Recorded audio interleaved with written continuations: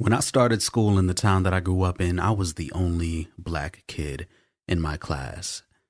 And almost up until I left elementary school, I had no black teachers. That is, until the fifth grade, when I was taught by Mr. Deloach, my first ever black male teacher. Now, me and Mr. Deloach used to chop it up about a lot. At recess, while the kids was playing, I would sometimes sit with him and we would talk about the latest Boondocks episode. That's when he let me know that I wasn't allowed to say the N-word at school. But we would also talk about philosophy and history. At times, being the church boy that I was, I would bring my Bible to school and he would turn me to Proverbs, tell me that's his favorite book. My favorite book was Psalms.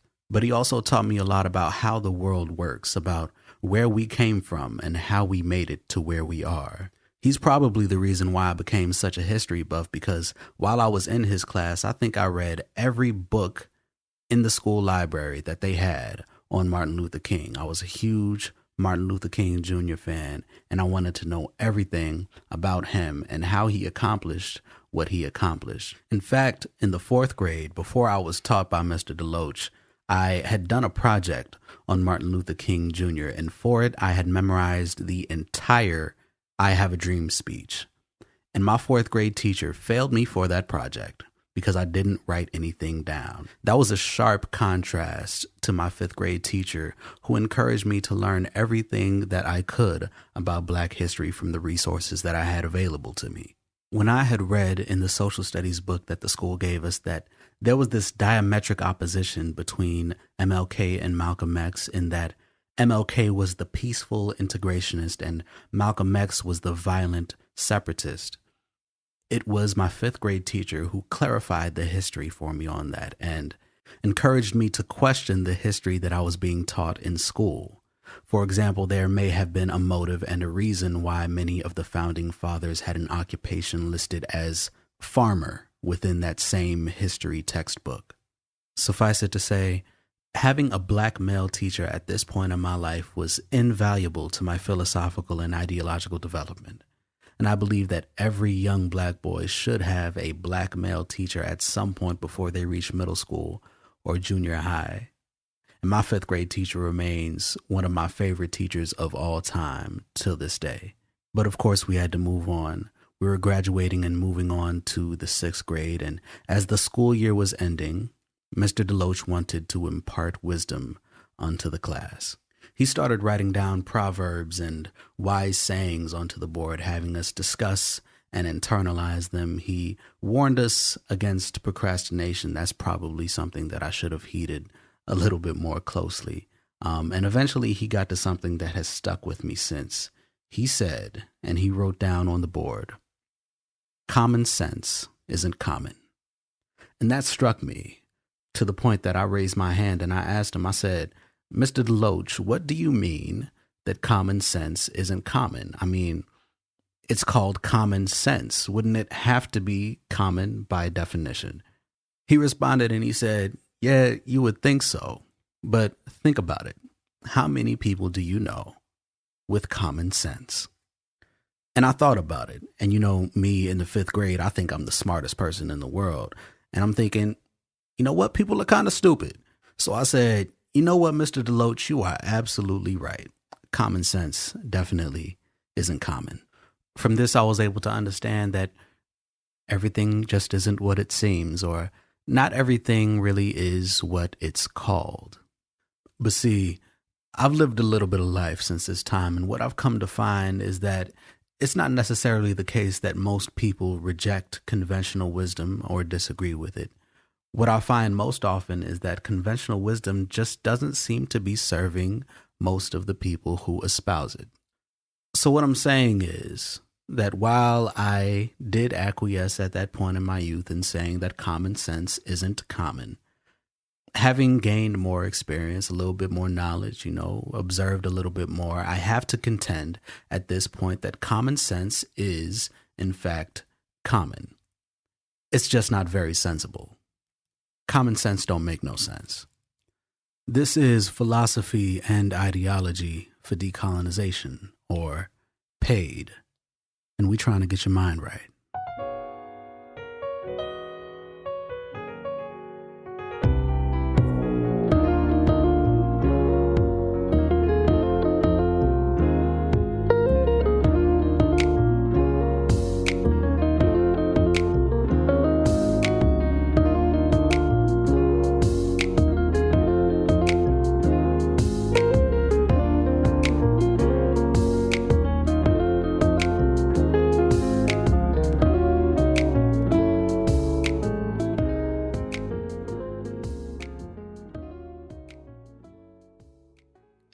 Now, I got the show title from one of my favorite books of all time, from one of my favorite people to study of all time, Kwame Nkrumah, the book Conscientism, subtitle Philosophy and Ideology for Decolonization and Development.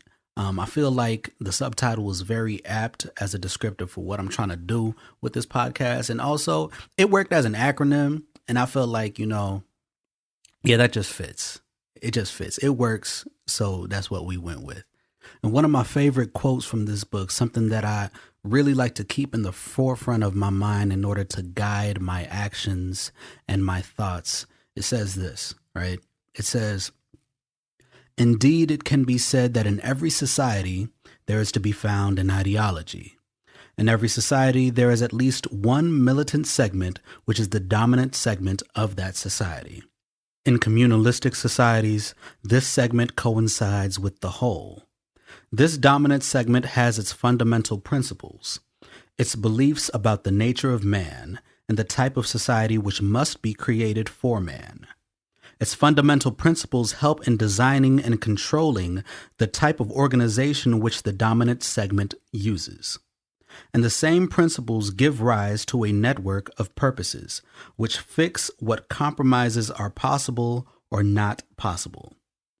One can compromise over program, but not over principle. Any compromise over principle is the same as an abandonment of it." All right, that's like my favorite quote of all time, for real, for real. But it really speaks to the heart of what the problem is, what our fundamental problem is as Black people, not just in the US, but around the world, in that many of us are still trying to use the same system that is built off of our exploitation and to this day dependent upon our exploitation to affect our liberation. And we haven't yet understood that these two things are mutually exclusive, that these things are diametrically opposed to one another, that they cannot exist within the same system or the same framework. So you can forget about an abandonment of principles. Many of us haven't even developed principles to begin with that we can even choose to abandon or compromise on. What a lot of us tend to begin with is adopting the ideologies and the methods of the same class that is dependent upon our exploitation and saying, hey, I'll just make the system work for me. We begin with opportunism and we begin with fatalism by saying, hey, I don't really see another option, which to a certain extent is understandable because cultural hegemony is designed to limit your imagination. But at the same time, it's really frustrating and kind of goofy to see people going around acting like they've gamed the system by ingratiating themselves to it. It just doesn't make sense. In the words of Audre Lorde, the master's tools will never dismantle the master's house, but I think we have to be honest with each other and acknowledge that a lot of us really have no interest in dismantling the master's house. A lot of us really just want to distance ourselves as much as possible from the field. We want to become overseers, or we want to get to the second and the third floor of the master's house. Or some of us are even daydreaming of becoming master ourselves. And I find it interesting because a lot of these people with those same kinds of aspirations will point to us who would rather address material conditions directly. Those of us who say that it's not enough just to distance ourselves from exploitation, but that we must end exploitation. They'll look at us and say, oh, you have a victim mindset or you have a slave mentality. I find that really interesting because I understand that when you live your whole life in bondage, the only concept of freedom that you have is to be the one doing the binding. On a plantation, the person with the most freedom is the slave master. And within a capitalist global economy, the person with the most freedom is the capitalist. Now, if we read Oliver Cromwell Cox, we understand that the tendency for peoples of lower status in a society to aspire to the ideals and decorum of the dominant segment of that society just really isn't that uncommon. In fact, it's absolutely necessary in order to establish a stable social order. So phenomenons like Black conservatism, Black liberalism, and bourgeois aspirations among Black people generally, to a certain extent, should be expected, at least to the extent that the illusions of upward mobility are propagated.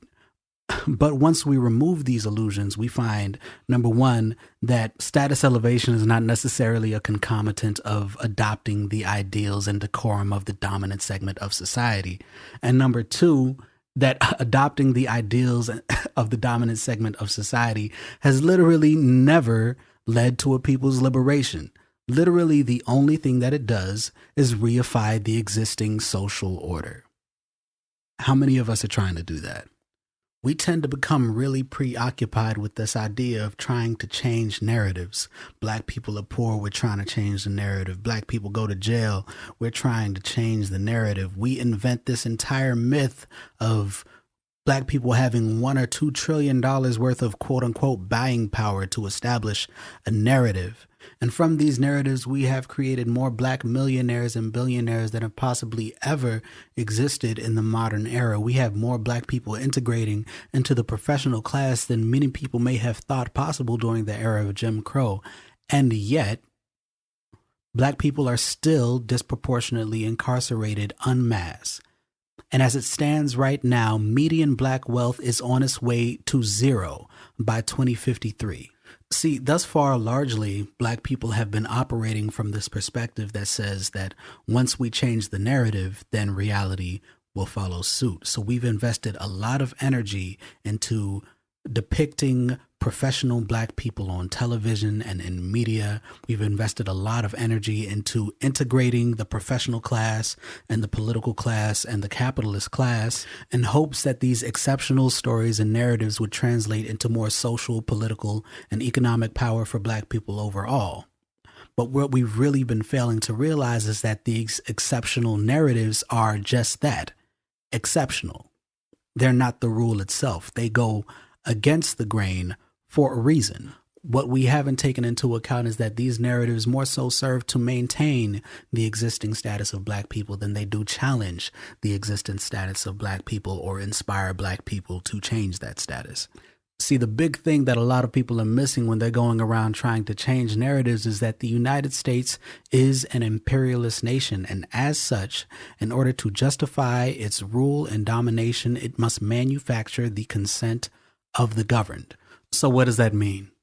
It means that in the same way that the United States must manufacture human rights abuses in order to justify war and regime change and sanctions and neo-colonial domination generally, it must also conversely prove that it offers that ostensible freedom and democracy to the people within its own borders, in order for it to export that ostensible freedom and democracy through neo-colonial domination. This was a big problem for the U.S. in the 20th century because as it was constantly trying to accuse the Soviet Union of one human rights violation or another, the very common response in the Soviet Union was, okay, but you're lynching Negroes. At this point in world history, it was very crucial for the United States to highly publicize any civil rights legislation and also to portray images of the Negro as successful and fully integrated into the American fabric in order to quell any concerns that when the United States was exporting its political and economic system through neocolonialism, that it was also exporting a system of racial domination. In order for the United States to do this, it was not necessary that it change anything fundamental about its system. It was only necessary that they change perceptions of the United States system. They did this by allowing the Black bourgeoisie, the social managerial class of Black communities, to integrate, at least marginally, into the white ruling class. This did not fundamentally change the nature of the white ruling class and their interests. And while it did end de jure segregation, it did not end de facto segregation. See, I want y'all to catch what's happening here because the narrative changed, but reality for the most part has remained unaffected. To this day, Black neighborhoods are still largely segregated, at least up until they're gentrified. And Black people economically overall are no better off than we were in the 60s, if not worse. You see, the ruling class of the United States understands that you can compromise on program, but you absolutely cannot compromise on principle. because a compromise on principle would lead to the collapse of the social order which those principles are built upon. So at a point, the United States understood that it needed to compromise on the program of explicit Jim Crow segregation in order to secure the larger prize of globalized neo-colonial domination. But it also understood that it needed to maintain and reify the principles of racial and class subjugation and exploitation in order to maintain its internal structure and social order. This is why out of the 50s and 60s, you get Brown v. Board, you get a few civil rights acts, the Voting Rights Act, and then in the 70s and 80s, you get deindustrialization, you get the war on drugs and the crack epidemic. And then in the 90s, you get the gutting of the social safety net along with the 94 crime bill. The narrative is changed and then reality reasserts itself. We spend so much time trying to prove that we can aspire to all the heights of white society that many of us never really get around to asking why we should allow white supremacy to choose our aspirations for us in the first place. Even if the ruling class were fully integrated, even if 13% of the 1% were black people, it would not change the fact that within capitalist systems, black people are the most impoverished and the most exploited. Depictions of black people as powerful and wealthy do not change realities for black people who are impoverished and dejected. This is why those of us who are invested in material liberation for black people and racialized and oppressed people generally cannot put all of our effort into challenging narratives, because narratives do not change reality. We must put our effort into changing realities because it is the reality that we create that will shape a new narrative. What we're doing when we go around challenging narratives despite all evidence to the contrary is essentially we're doing the job of the ruling class for the ruling class, a class that already does not labor. We are essentially being very good and very obedient colonial subjects. You know, there is no better slave than the one who will defend his own subjugation. It is the ruling class's job to prove that their system works for us. It is not our job to prove to the ruling class that their system works for us. Y'all done got it misconstrued. Y'all got it messed up. Y'all got it topsy-turvy.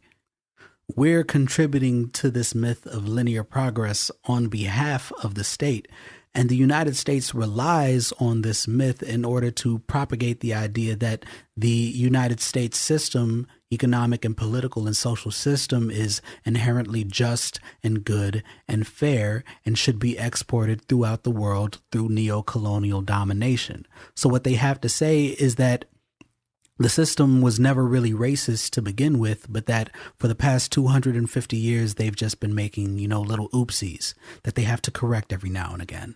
This is why conservative grifters get so mad at critical race theory, because critical race theory is a method of analysis that understands that the United States was built upon racial capitalism and that racism is woven into the fabric of this socio-political economic structure. They would much rather have you believe that racism happened by coincidence, that it is relegated to a certain time or to a certain group of people, and that it's a personal failing of integrity and not necessarily a system which our entire economic and social structure is built upon. So to support this idea, they use what's called the linear progress narrative, which essentially says that whenever injustice arises or is brought to light within a society, there is a right side and a wrong side, and they battle it out in the court of opinion. And eventually, and almost inevitably, the right side wins out because, democracy and, the tide of history moves toward justice as time moves ever forward. Or at least until, the next injustice arises, or when people suddenly realize out of nowhere that slavery is bad or something. And it sounds real goofy when you say it that way up until you realize that a lot of people believe this. Many people are very much invested in the idea that, maybe over the next 50 or 75 years, we have a few more social battles to fight out. And then, we'll be left with an entirely egalitarian society for posterity. We'll have a post-racial capitalism or something. People genuinely believe that. Some people even believe that capitalism is now post-racial because black people can get rich. But it is this myth of linear progress which lends credence to the most fantastical notions that I think black people fall victim to, and that is incrementalism and lesser evilism. A lot of us take great pride in the fact that we can replace a red fascist with a blue one and have that be our mark of progress that we leave for posterity. Bourgeois electoralism has kept black politics in a rut since we've gained enfranchisement, because a lot of us fail to realize that electoralism is not the highest and certainly not the only viable form of political action. Now, we can go on all day about the sort of missteps that black people tend to make politically, but number one, this is not a show with that purpose. I'm not here to rag on black people or talk down on popular black politics. And number two, I understand that these things are brought about by our material conditions in the same way that suffering and poverty are brought about by material conditions. That lack of imagination is due to the fact that, like, we just a lot of times don't know anything other than what we've been exposed to. So what I'm trying to do is to bring us out of common senses and bring us into some uncommon sense. A lot of times when I get to talking about politics and I begin to address some of the missteps that we tend to make politically, these things that don't necessarily benefit black people or very often actually work to the detriment of black people collectively. Many times people will get around to asking me the same question. They'll ask me, so what's the solution? They ask me this question so often, I almost made it the show title of this podcast. But honestly and truly, I hate this question. I hate it with a righteous fervor, and I hate it for a few reasons. Number one, that question is disingenuous as hell, man. Like, when people ask me that question, I rarely ever feel like I'm talking to somebody who's genuinely looking for a solution. What it feels like is that I'm talking to somebody who's very much already decided what they want to do, and they're very frustrated with the fact that I've called their preferred form of political action ineffective. That's what I feel when people ask me that question very often. Second reason why I hate when people ask me, so what's the solution, is, and this is me being very honest, I don't always have the solutions. And to be even more honest, and this is going to be hard for some people to hear, is that you don't always necessarily need solutions. You don't necessarily need to know exactly what is right in order to correctly identify what is wrong. For example, if you were to ask me, hey, Rafi, what is 6,842 multiplied by 8,735,687? Off the top of my head, I probably couldn't tell you what the answer is. But based off of the principles of mathematics, I could probably tell you what isn't the answer. Based on the principles of mathematics, I can deduce that if you multiply any two positive integers which are greater than 1 together, the product of those two integers will be greater than or equal to the sum of the factors.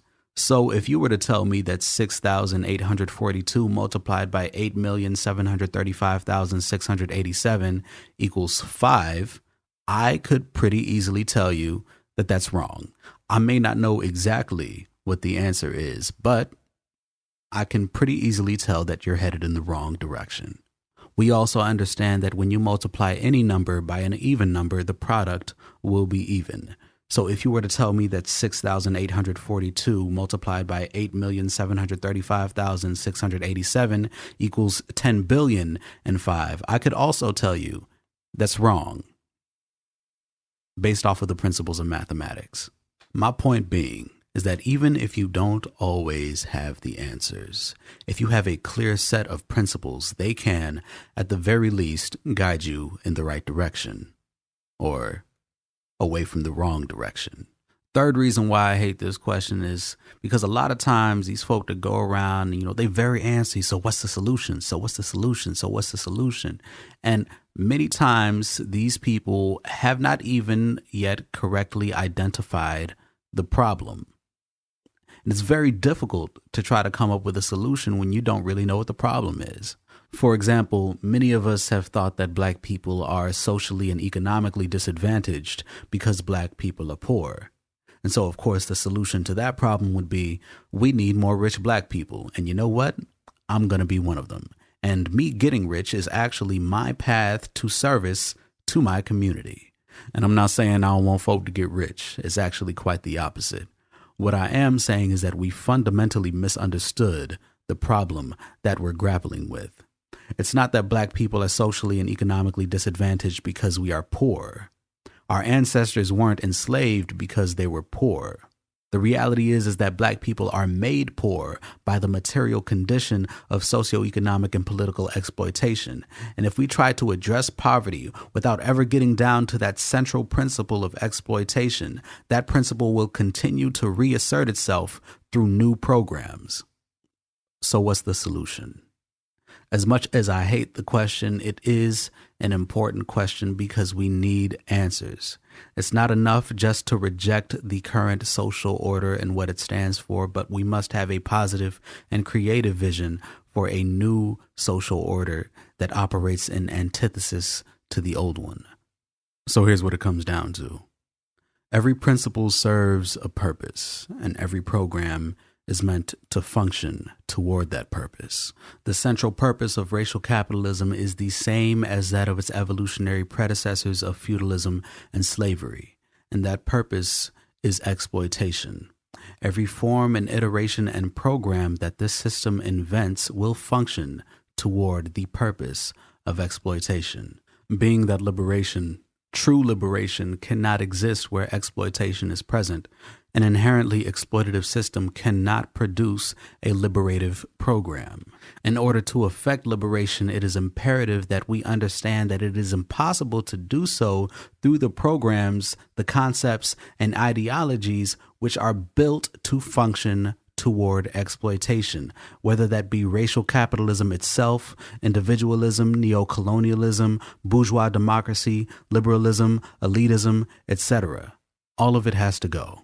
But before we begin to ask, so what's the solution? Before we even get to talking about principles, we must first ask ourselves, what is our purpose? It's very easy for our imaginations to be limited by what we're familiar with. Even before co-optation becomes a threat, syncretism is there to muddy the waters. Even in our most explicit rejection of the old social order, and in seeking to establish a new one, we may be inclined to reiterate the fundamental principles of that old order, but merely to dress them in our image. And this is where we fall into the pitfalls of things like black capitalism, where we imagine that capitalism would be a more just system if black people were in charge of it instead of being exploited by it. And we even create these mythologies surrounding the history of Black Wall Street in order to support that narrative. And we do this with theology as well. We rightly recognize the racism and Eurocentricity of Western Christianity, and many of us try to move on to African spiritualities, but we adopt them in a way that is purely idealistic and transcendental, and ultimately will serve the same fundamental purpose within a Western society. Ultimately, for our positive, creative vision to do anything worthwhile, it must operate in antithesis to the existing social order, meaning that where their fundamental principle is exploitation, our fundamental principle must be, first and foremost, the liberation of people. And it is this fundamental principle which will determine the programs that we create. Where we disestablish elitism, we will build egalitarianism. Where we disassemble bourgeois democracy, we will replace it with a dictatorship of the proletariat. We'll get rid of individualism and replace it with collectivism. And ultimately, we will get rid of neocolonialism and all forms of imperialism and replace it with a system of decolonization. That is what we own. This is philosophy and ideology for decolonization. And when we use the word decolonization, we do not use it lightly. Decolonization is not a metaphor. Decolonization is not a mindset. When we're talking decolonization, we are talking land back. We are talking ownership and control of the means of production as well as our labor. We are talking about economic and monetary sovereignty for all colonized peoples. That's your solution right there. And those of us who are serious about liberation are building alternative systems right now to work toward the purpose of liberation. Whether you choose to be invested in that, or you choose to be invested in assimilating into the existing social structure, is not a reflection of what's possible, but rather a reflection of your principles and your purpose. I'm going to leave y'all with this. I'm not sure who said this. I know I saw it somewhere. I was looking for the quote, but I couldn't find it. But it says this. It says, by any means necessary does not mean by any means available. You see, a lot of times we get so caught up in the means that we lose sight of the end, especially so when the most immediate end that we're working toward is but another means to another end. And as these things compound upon one another and become more complex, we begin to just work with whatever we have available to us. But it's important that we understand that not everything that is made available to us will take us where we need to go. In order to earnestly confront systems that are as organized as the ones that stand against us, we can't be swayed to and fro by immediate advantage in any given moment, but we must be consistently guided by principle. This is the P.A.I.D. podcast, and we're trying to get your mind right.